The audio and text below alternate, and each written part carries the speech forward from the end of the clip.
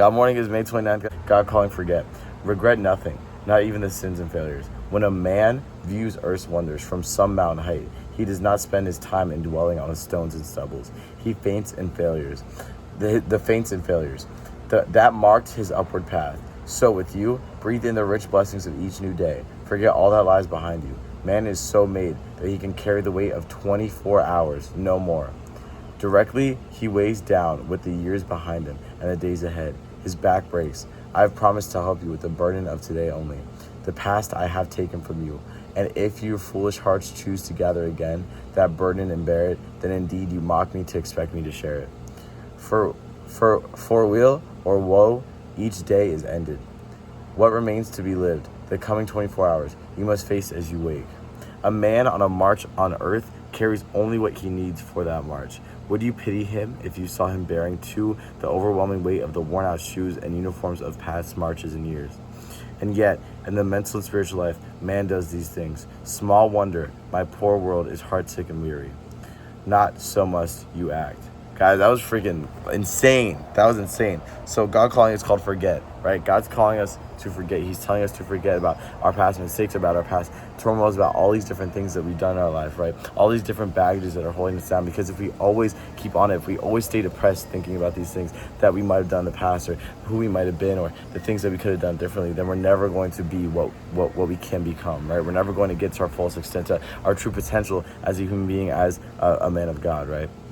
So many people always get caught up in the past. They think, I could have done this different, I could have done that different. But as God says here, right, when a mountain climber gets to the top destination, all he does is look out at the beauty and revel in it, right? He goes, wow, that's amazing. And that's how you should be. You're not going to be thinking about, oh, wow, that was a really tough climb. You're not going to be like still in that mindset, like, oh my gosh, that was so hard. I hated that. Like, I never want to climb another mountain again. No, you're going to get there. It's going to feel satisfying. It's going to feel rewarding. It's going to feel earned because you just worked hard to get there.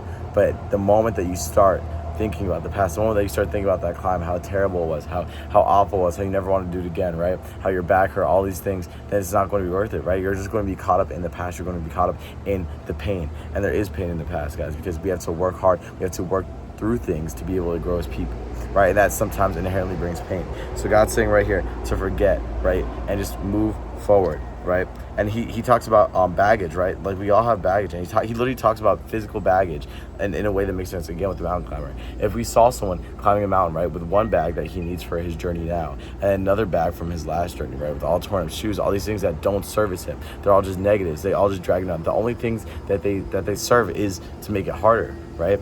Then are we going to feel bad for them? And that's what God's saying we do spiritually and mentally. We always carry things with us that just make our journey harder, that aren't going to benefit us in some way. So to take a relationship and learn and grow from it and ask God and pray to God, as it said in the first one, right? Pray to him, communicate him to understand these lessons, right? And then take those and carry them on. Sorry, playing. Yeah, that's what I thought. Yeah, you scared me. To take those, right, and then continue to live and work your life through them and use them as a new seeing lens, that's completely acceptable. But to take the experiences that you learn these lessons from and always hold them with you as a reason not to do things or a reason to be scared or fearful, that is not what God calls us to do. God does not tell us to fear anything really but him, guys. Like, and he's just so amazing. Like, why would we not be like, oh, I want to do right by God as much as I can. I don't want to hurt him. I don't want to do wrong by him. If you have any baggage in your life, right, just work on getting that out. All right, guys, it's got it even tied his next. Care is cared for.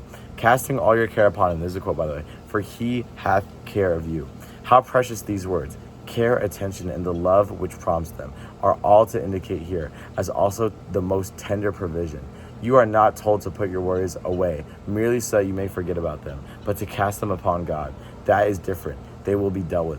Difficulties will be cleared away, mistakes rectified, weaknesses remedied, diseases helped, problems solved. Guys, it's so powerful to remember. When you have problems in your life, when you have struggles, when you have things that are just going on that are really hard for you to deal with, do not just get rid of them. Do not just cast them away. Do not just bury them within your heart, within your soul, and say, I'll deal with that later, guys. That breeds resentment, that breeds depression, that breeds anxiety of what can happen from that, guys, and that can hurt you and other people around you. Give it to God. Give your issues to God, and he will be able to solve them. That's the only way that we'll be able to turn these negatives into a positive, and that's a fact. So that is May 29th. I love you guys so much, and with that, I will say, man.